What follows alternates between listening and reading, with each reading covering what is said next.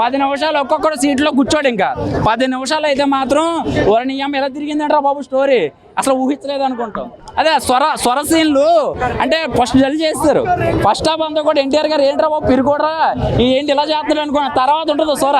ఆ స్వర పైకి లేచినప్పుడు దానికి ఎవడో వంకలెట్టాడు, ఆడు ఎవడో తాడు కాలేదు, అది గ్రాఫిక్ లా ఉందని ఆడెక్కిచ్చేస్తే సరిపోద్ది. స్వరం నిజమైన స్వరం సముద్రంలో ఎక్కిచ్చేస్తే సరిపోద్ది. ఓకే, ఓవరాల్ గా అయితే మాత్రం సినిమా బ్రహ్మాండంగా ఉంది. సైఫ్ అలీ ఖాన్ క్యారెక్టర్ గురించి మాట్లాడాలంటే ఆయన బేభత్సమైన ఫ్రెండ్ ఏమో, అసలు ప్రాణ స్నేహితులేమో. మన సలార్ సినిమాలో ఫ్రెండ్స్ ఎలా ఉంటారు అలా ఉంటారు అనుకున్నాం, కానీ గుర్తుపెట్టుకోండి ఈ సినిమాలో విలన్ గా చేశాడు. పార్ట్ 2లో మాత్రం ప్రాణ స్నేహితుల్లాగా ఒక ఎలివేషన్స్ ఒక సెంటిమెంట్ ఇస్తాడేమో నేను అనుకుంటున్నా. సో అలా ఇస్తే మాత్రం బంపర్ హిట్ అయిపోద్ది చెప్పాలంటే. అలా ఇవ్వాలి చెప్పాలంటే కథ అలా మలుపు తిరిగితేనే సినిమాకి అర్థం. అంతే.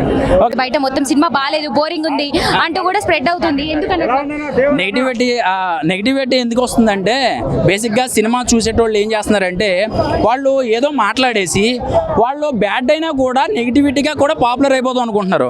ఫస్ట్ సినిమా చూడడం నేర్చుకోవాలి. వాళ్ళ ఇంట్లో అందరి మొక్కలు ఒకలాగా ఉండవు, అలాగే అన్ని సినిమాలు ఒకలా ఉండవు. సో సినిమా కథ ఉంటుంది, ఆ కథలోంచి ఆ సారాంశం వెళ్తూ ఉంటే ఆ కథకైనా అర్థమవుతుంది. అది కొంతమందికి నచ్చచ్చు నచ్చకపోవచ్చు. సో ఈ సినిమాని బ్యాడ్ చేస్తే మీకేమొస్తుంది, ప్రొడ్యూసర్ నాశనం అయిపోతాడు. నువ్వు ఇచ్చే తక్కువ రివ్యూ వల్ల పనికిమాల రివ్యూ వల్ల సినిమా ప్రొడ్యూసర్ నీకు నచ్చకపోతే నచ్చలేదని గమ్మునుండు.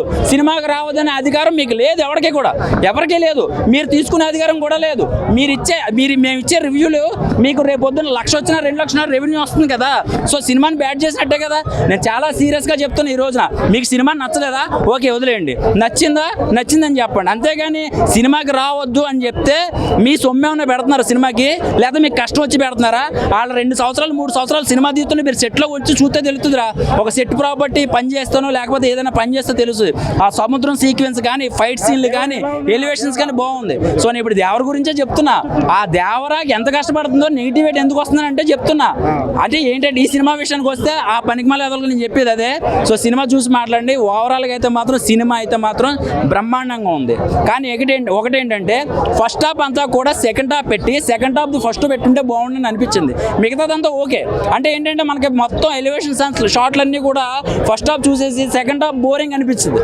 సో ఇంటర్వెల్ పిరికోడు జూనియర్ ఎన్టీఆర్ కొంచెం సైలెంట్గా ఉంటాడు అని అనిపించే టైంలో తర్వాత ఎలివేషన్స్ ఒక 10 నిమిషాలు అయితే సీట్లో ఎవడో కూర్చోడు.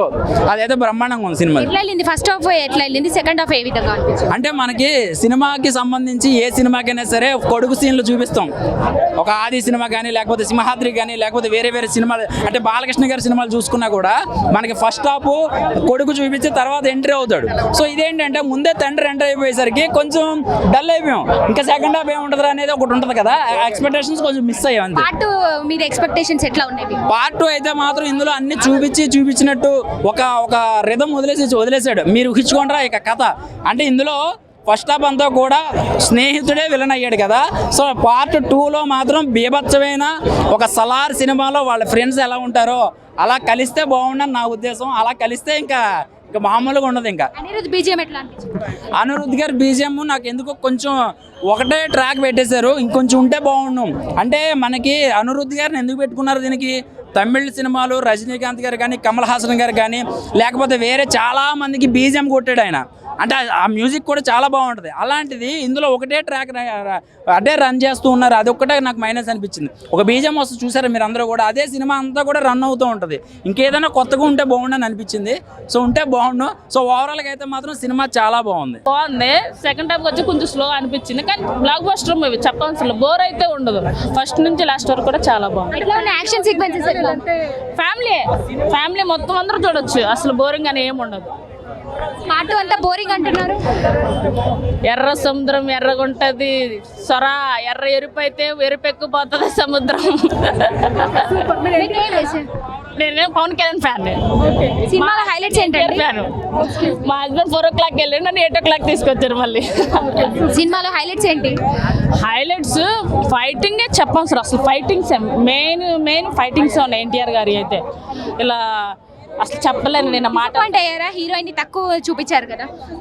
నేను హీరోయిన్ అయితే చూడలేదు. 100% నేను ఎన్టీఆర్ గారే చూస్తున్నాను. అసలు హీరోయిన్ అనేది హీరోయిన్ వస్తుందా వెళ్తుందా అనేది అయితే నేనైతే ఆలోచించలేదు. ఎక్స్పెక్టేషన్స్ కి రీచ్ అయిందా సినిమా? 100% అసలు చాలా ఇచ్చింది. ఎలా ఉండబోతుంది అనుకుంటున్నారు? పార్ట్ 2 మీద ఏమైనా ఎక్స్పెక్టేషన్స్ ఉన్నాయా మీకు? పార్ట్ 2 అయితే ఇంకా హిట్, ఇంకా బాగుంటుందేమో అనుకుంటున్నా. 10కి 9.9 ఇస్తా. చాలా బాగుందండి.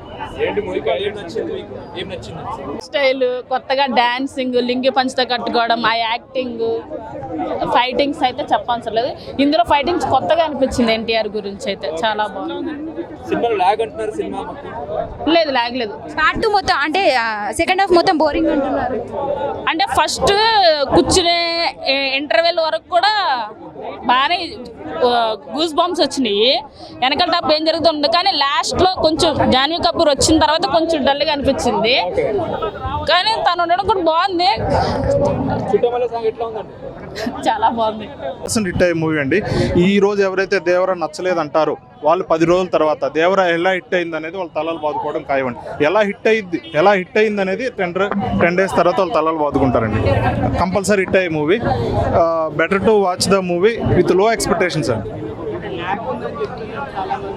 తీసేశారండి. ల్యాగ్ ఉన్నంత వరకు ఏంటంటే 2 hours మనకి యాక్చువల్గా 2 hours 55 minutes అన్నారు. ఒక సాంగ్ తీసేశారు, కొంచెం ఒక సీన్స్ కూడా తీసేసినట్టుంది. లాస్ట్లో దావుదీ అనే సాంగ్ లేకపోవడం ఒక రకంగా మైనస్ అయినా సరే ఒక ల్యాగ్ అనేది కొంచెం తగ్గిందండి నిడివి.